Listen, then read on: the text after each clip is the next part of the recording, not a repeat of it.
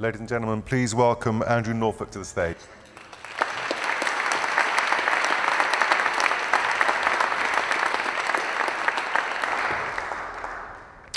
Thank you. On a Friday afternoon, just over 5 years ago, in August 2010, I'd taken a long weekend. I was driving through the Scottish borders en route to Edinburgh, and a news item came on the radio. A court case had just finished at Manchester Crown Court, not far from here.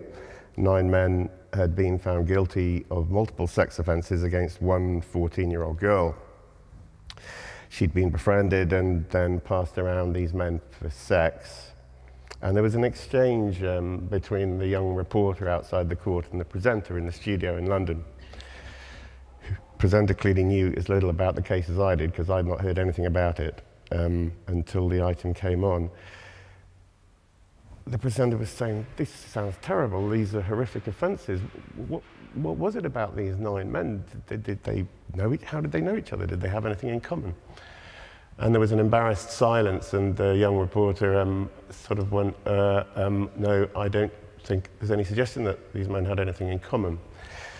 Now, they hadn't named the men, and I sat there in my car, knowing nothing about the case, thinking very uneasily, I bet I know something these men have in common.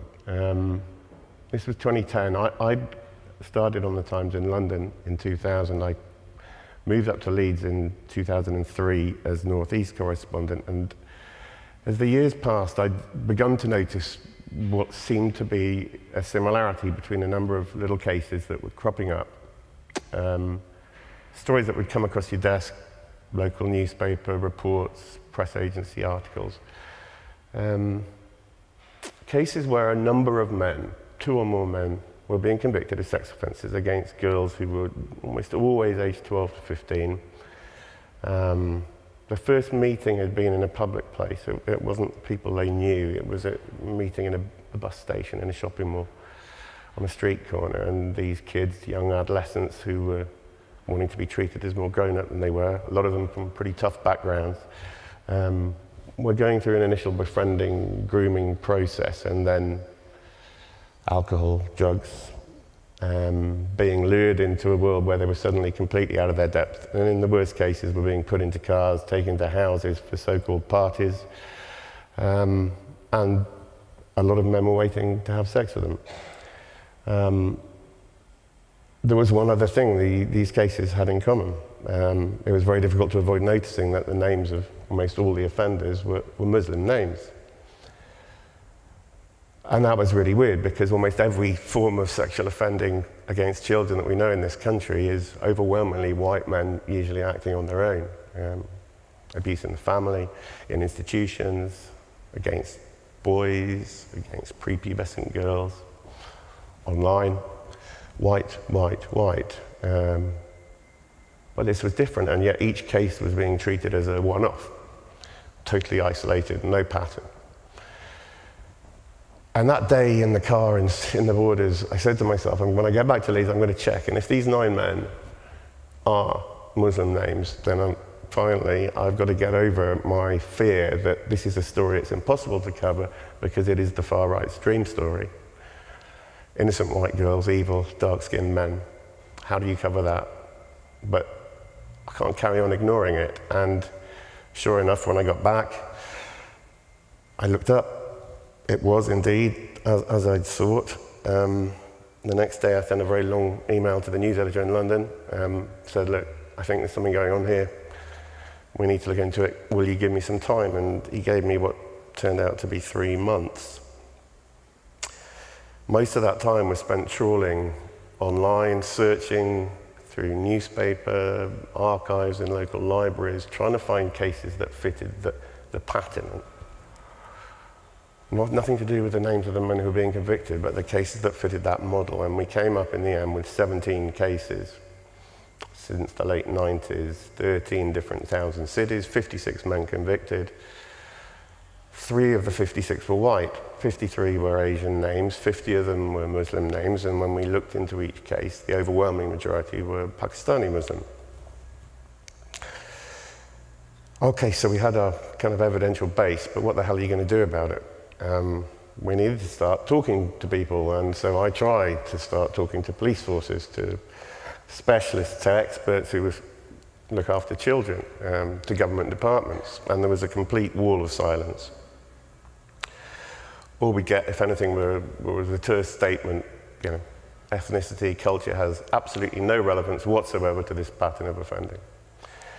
In the end, I found one small charity which worked with the families of victims, and through them I got to know some of the families and to understand that the court cases where people were actually being prosecuted were actually a tiny, tiny minority, because in most cases parents had been trying really hard to get help for their kids. They were going and knocking on doors, they were pleading with social services, with police to do something, and nothing was happening. Eventually, we were ready to publish, and we published that first story in January 2011. The whole of the front page and 4 pages inside. Within a few days, the government had ordered a national inquiry.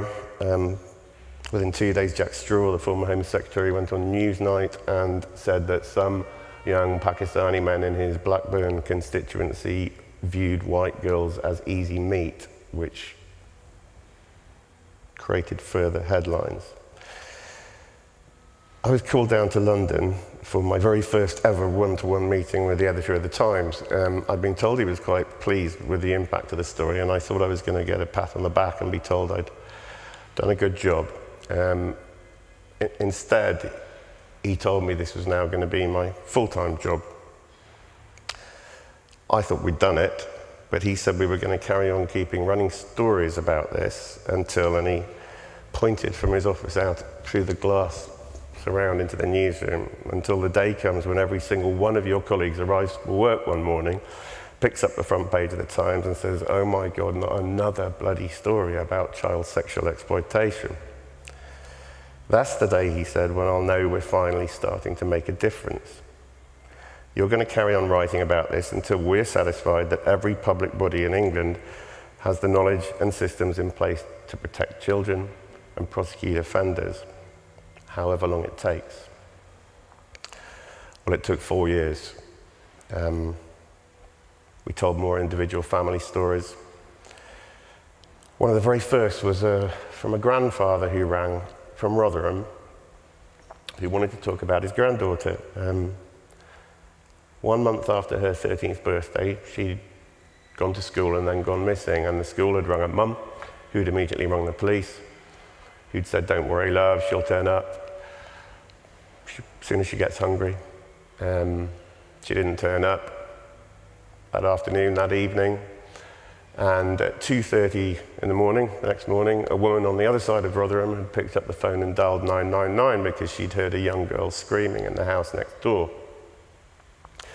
Police had gone round to the house. They found this 13-year-old girl with another young girl. She was almost completely naked, she was blind drunk, and she was with 7 adult Pakistani men.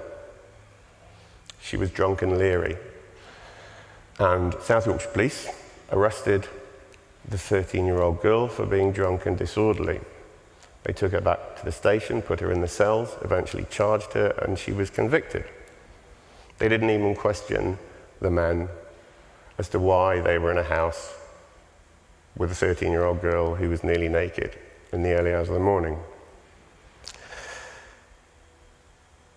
Another early story was about Rochdale, and in the spring of 2012 came the first big court case we covered. By now, this pattern and this story was getting quite a lot of attention, but there were still many days when we were the only newspaper in court. It was a trial that lasted several weeks, and on one of those days, we learned something pretty extraordinary.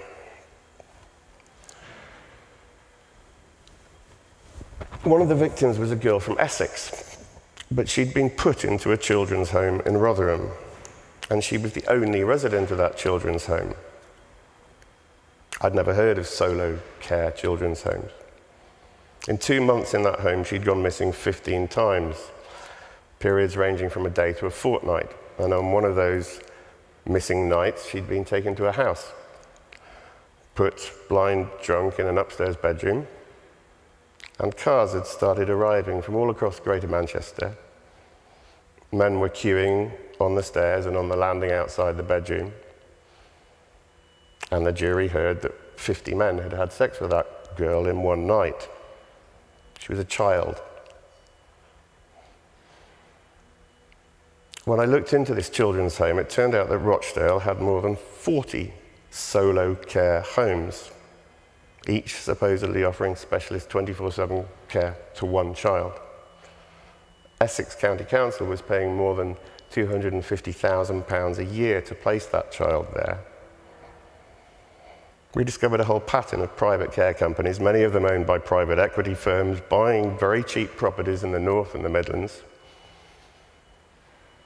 And vulnerable kids were being shipped up from London and the southeast. Private companies were charging extortionate prices.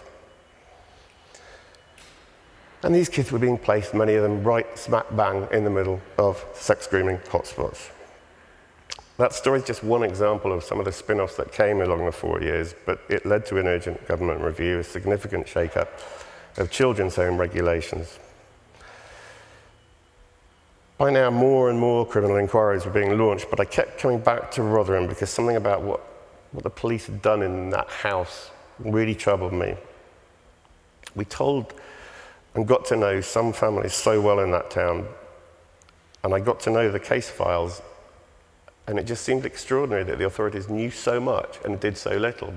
I couldn't work out if it was just these isolated cases I was hearing about or whether it was something more. And eventually came the big breakthrough for the investigation, without question the most single important day, which was the day I drove to an address somewhere in South Yorkshire. I waited, and eventually another car drove up. I opened my boot, the driver opened theirs, and two very large sagging cardboard boxes were transferred from their car to mine. Inside those boxes were hundreds of confidential documents. Internal papers, police intelligence reports, social services case files. Those papers gave us the chance to tell a very detailed and damning story, how for more than a decade, South Yorkshire Police and Rotherham Council had known exactly what was happening. They knew the girls, they knew the names of the men, their nicknames, their home addresses, their car registration numbers, the places they were taking these children, and they had effectively sat back, shrugged their shoulders, and done nothing. In my naivety, I thought that when we published that story in September 2012, those at the top of those two organisations would be so shocked and ashamed and horrified that they would immediately announce inquiries to try to get to the bottom of what had happened. Rotherham Council was indeed horrified, and an inquiry was launched, but not into their own failings. All they wanted to know was how we'd got hold of the documents. They'd already tried to get a High Court injunction to block an earlier story. Now they asked the police to launch a criminal inquiry into the leak. They also hired a firm of solicitors to investigate the security breach. As for the police, they not only dismissed all criticism, but publicly accused the Times of exploiting the victims. Those authorities were in complete denial, so we kept digging, and a year later, in August 2013, we published the story that eventually shamed the council into commissioning the independent inquiry, whose report was published in August last year. Rufus was telling you about it. It wasn't just the numbers, 1,400 children, it was the clear evidence the inquiry had found of horrific crimes having been ignored or suppressed by the authorities.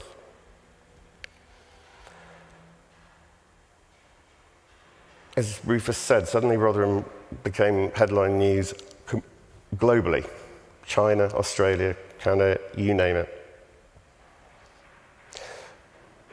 And when I think back to what the editor said to me 4 years ago, we're going to keep on until, the council's chief executive told a parliamentary committee in evidence that the reason the council felt forced to commission that inquiry that ended up having such huge repercussions was because, quote, the Times wouldn't leave us alone. In the outcry that ensued, several senior people lost their jobs. Then the ruling Labour cabinet resigned en masse. Finally, the local authority was found not fit for purpose, and it's now run by a team of government-appointed commissioners. I think this story is an example of why newspapers matter. For years and years, people in that town had been desperately concerned by what was going on. They'd tried their very best to raise the alarm. Young girls and their families had pleaded with the police. Frontline workers told their bosses. Internal reports were written, seminars held, letters sent to chief constables, MPs, government departments, and absolutely nothing changed. And finally, when all else failed, someone very brave decided in desperation to place their trust in journalism. Those documents I was handed revealed something shameful, something people in power, people whose job it supposedly was to protect children, had chosen to keep safely hidden. It was, for obvious reasons, a very uncomfortable story to put on the front page of a national newspaper, but it was true. And sometimes it really is the uncomfortable truths that are the ones it's most important for journalists to tell, because if we don't, no one else will. On my own, I could have done exactly the same work as I've done these past 5 years, and it would have achieved precisely nothing. I could have posted blogs, I could have stood and shouted on street corners. It wouldn't have changed anything. But this wasn't me alone. This was the Times, which showed an extraordinary level of commitment and trust in allowing one of its staff reporters to pursue a single investigation for such a long time. And because it was the Times that kept running those stories, people listened. It wasn't the sort of story that immediately makes people rush out to buy newspapers. It exposed us, particularly in the early months, to some severe criticism, to accusations of racism. Our motivation was questioned, but we kept going. And we ended up giving a voice to some pretty invisible kids. And those articles have, I think, ended up changing the way this country responds to and tackles the sexual exploitation of children by groups of men. Some children, I hope, are safer as a result. That is journalism in the public interest. And to have had a chance to play a role in that process makes me a very lucky person. Thank you.